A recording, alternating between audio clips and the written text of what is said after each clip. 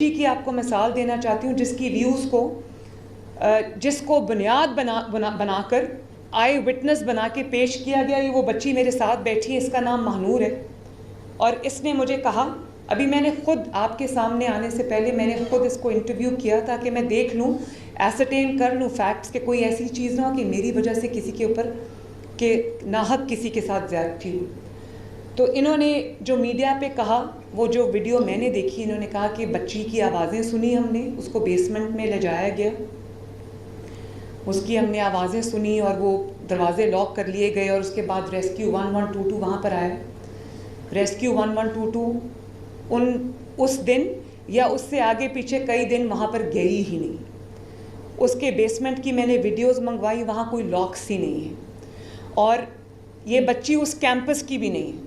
वो कहती है कि जब मैं ये कह रही हूँ कि उन्होंने वो एडिट कर दिया वो क्लिप, ये तो उस कैंपस की है ही नहीं, ये किसी और कॉलेज की है। वो कहती है मैंने किसी और से सुना और मैंने वो बात मीडिया पे कर दी और कहती मैं वो बात नहीं कर रही थी, मेरी एक टीचर खड़ी थी साथ, उसने कहा कि अगर आप आई हैं तो आप ये बात करें मीडिया पे, मतलब कि झूठ बोलें ताकि ये आग लगे। और जिस बच्ची पे इल्ज़ाम लगाया गया वो बच्ची क्या नाम है उस बच्ची का? इज़ा 2 तारीख से हॉस्पिटल में दाखिल थी। 2-3 हॉस्पिटल्स में उसके वालिदैन उसको लेकर गए और उसके बाद वो स्पाइन हॉस्पिटल में भी गई क्योंकि जब वो गिरी है तो उसकी कमर में चोट लगी, उसकी रीढ़ की हड्डी में चोट लगी थी, तो वो उसको लेकर गए। वो बच्ची जिस दिन ये वाक़या हुआ है, रिपोर्ट हुआ है, जो झूठा वाक़या उसका कोई तफसील नहीं है, वो बच्ची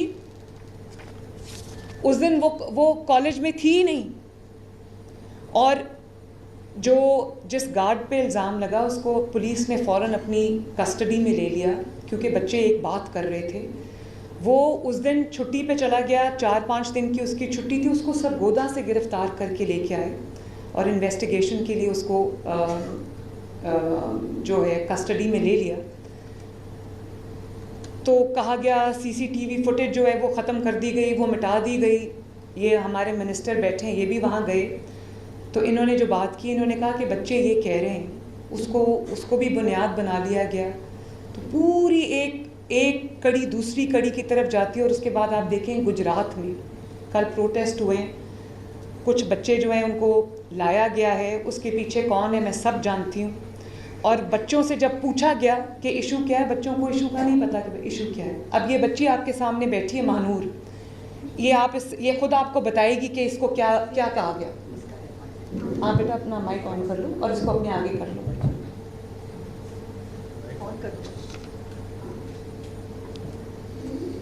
और बात करो।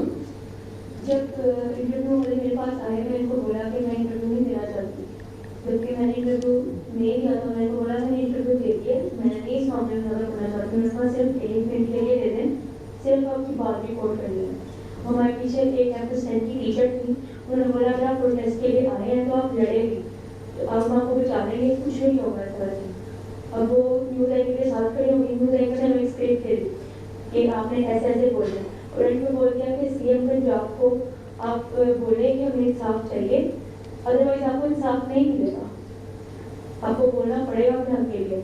हमने उनकी बातों में मैंने बोला, मेरे साथ जो लड़की जिसने मुझे वाक़या बताया सारा, वो तो उसको बोलने में थोड़ा इशू था, उसकी जुबान थोड़ी सी ना अटकती थी। तो मुझे मेरे से बोला कि आप बोलो, क्लियर बोलोगी, आप बोलते ज़्यादा सही हो जाएगा मामला ना। उसके डर से मैंने बोल दिया कि मिस हमारे साथ हैं तो कोई मसला नहीं होगा। एंकर ने भी सारा कहा कि ऐसे ऐसे बोल रहे हैं, और जो मैंने उससे बोला कि मैं कैंपस 10 की स्टूडेंट नहीं हूँ, कैंपस 2 की हूँ, उसने कट करके बता दी कैंपस 10 की स्टूडेंट है और मुतासरा के आए विटनेस है, किसी देखा है। मैंने जबकि वीडियो बोला कि बच्चों ने आवाज़ें सुनी, मैंने ऐसा कुछ बोला नहीं कि मैंने सुनी या मैं उसमें मौजूद थी। जो आई विटनेस थी बच्ची, उसने अपना बोला भी है कि मैं आई विटनेस हूँ, और उसकी वीडियो इतनी ज़्यादा वायरल नहीं हुई, मेरी वीडियो ज़्यादा वायरल कर दी उन्होंने। आई विटनेस कोई था ही नहीं क्योंकि ऐसा वाक़या हुआ ही नहीं। तो बात यह है कि कोई पहले कहानी घड़ी गई, इल्ज़ाम लगाया गया, उसके बाद विक्टिम ढूंढते रहे। फिर जब वो बच्ची इज़्ज़ा जो थी उसने इनकार किया कि मैं तो बीमार हूँ, मैं तो कब से पड़ी, मैंने पूरा मेडिकल रिकॉर्ड देखा है। जो मैंने कमेटी फैक्ट फाइंडिंग कमेटी बनाई थी, उन्होंने पूरा रिकॉर्ड देखा है। वो वाकई उन दिनों में हॉस्पिटल में दाखिल थी, इन्होंने सोचा कि इनका कोई लिंक था, वो बच्ची कहीं आईसीयू में पड़ी, उनको मिल गई, उसको इन्होंने रेप विक्टिम बना दिया। वो बच्ची रेप की विक्टिम नहीं है, वो बच्ची एक घटिया सियासत की विक्टिम है। वो घटिया जो साजिश होती है वो बच्ची उसकी विक्टिम है। और उसकी माँ ने जब मुझे कहा कि मेरी 5 बेटियां इंक्लूडिंग इज़्ज़ा, तो उससे मेरी बच्चियों की अब शादियां कैसे होगी, तो मैं ये भी कहना चाहती हूँ कि मैं आज हालांकि उसके वालिद ने और उसके चचा ने वीडियो पे बयान दिया था कि हमारी बच्ची के साथ कुछ नहीं हुआ, खुदारा हमें इस चीज़ से निकाला जाए, तो मैं आज उस फैमिली के लिए भी बात करने आई हूँ कि वो बेटियाँ भी सबकी सांझी होती हैं, माएँ भी सबकी सांझी होती हैं, बहनें भी सबकी सांझी होती हैं।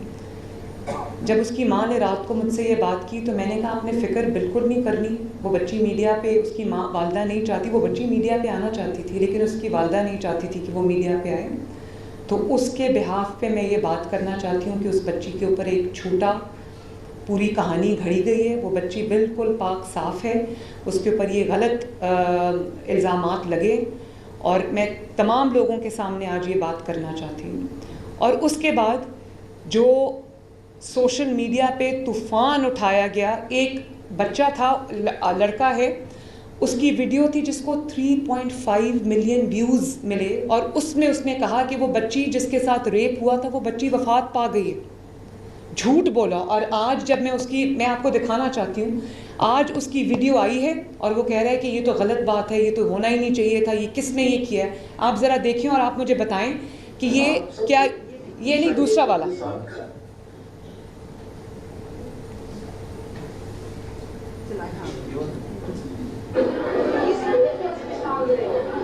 इस पे भी हम अभी आते हैं।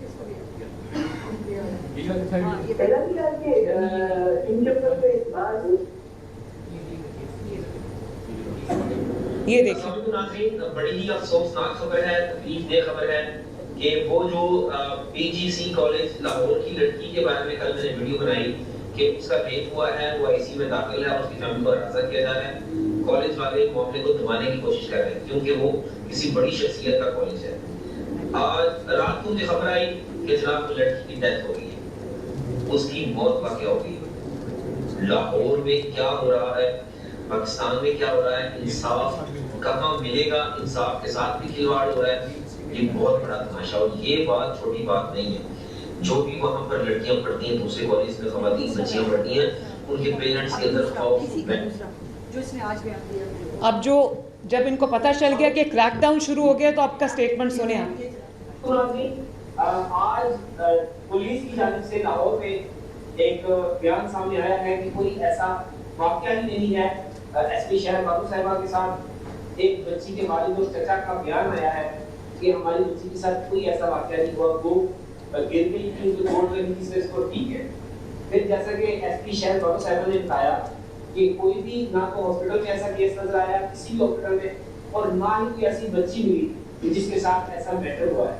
तो जब कि ऐसा मैटर हुआ ही नहीं, ये इतना बड़ा शोर और वगैरह क्यों मचाया गया और इसमें क्यों बच्चों ने, बस बंद कर दें। लोगों ने, सैकड़ों बच्चों, पुलिस ये चाहती थी कि जो बच्ची जिस पे ये पूरी जिसके ऊपर कहानी गढ़ी गई वो मुद्दई बने। मैं ये समझती हूँ कि इसमें मुद्दई जो है वो पंजाब हुकूमत को बनना चाहिए, क्योंकि ये एक बच्ची का केस नहीं है, ये सैकड़ों बच्चियों का, लड़कियों का, स्टूडेंट्स का केस है।